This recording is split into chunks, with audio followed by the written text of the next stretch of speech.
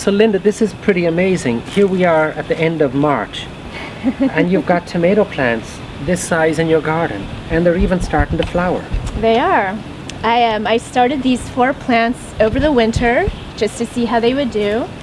I think that we're pretty close to getting tomatoes maybe in another month or so. But these were all Siberian and Russian varieties from Baker Creek. So they went through our winter pretty well.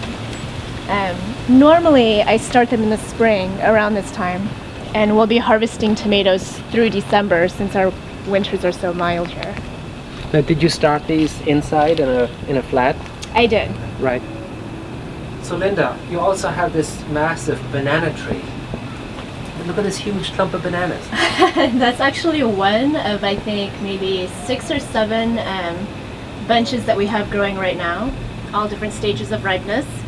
They grow pretty much year-round for us, and usually we just wait for one tier of bananas to start ripening before we pull off the entire bunch. Once you do, they start ripening pretty quickly, faster than we can actually eat them, so a lot of it goes into banana bread. The tall ones, Linda, in the background, what are they? That's what's called wild za'atar oregano. It's from Baker Creek. And it's said to be sort of like a Syrian Lebanese herb. To me it tastes a cross of oregano, maybe marjoram. So Linda, tell us what's going on in this bed. This bed looks like chaos right now. It's what I call the chicken salad bar. So I grow this specifically for the chickens to forage on. In the back are nasturtiums that they like to snack on. And then getting started in the rest of the bed is just a mix of Austrian winter peas, buckwheat, dwarf Essex rape, and a variety of different clovers.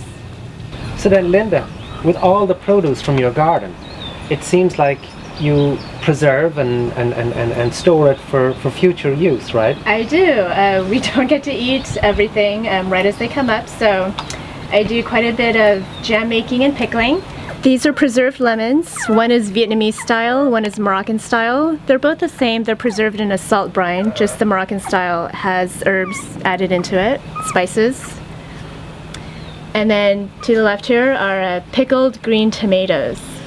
I picked them when they were unripe, and they're actually different. So one's like, they have basic pickles. I also do dill garlic pickles, hot and spicy pickles, and curried pickles. All with green tomatoes. So Linda, thank you for showing us your garden and sharing with us the extent of your gardening and your expertise and your pickling, and it's wonderful to see what you've done here. Yeah, absolutely. So it's amazing what the homeowner, the private gardener can do, with their garden and preserve their fruits for the following year. It's amazing. It is, and it's actually pretty easy. All you need to start with are a few herbs, containers, and then you can just go on from there. Growing from seed is pretty easy, especially if you live in a mild climate like SoCal. And you'd be surprised if you just have one small garden bed, the amount of food that you can grow in it just to feed yourself. Right, super, super. Well, thank you again. Thank you. All right, Linda, bye-bye.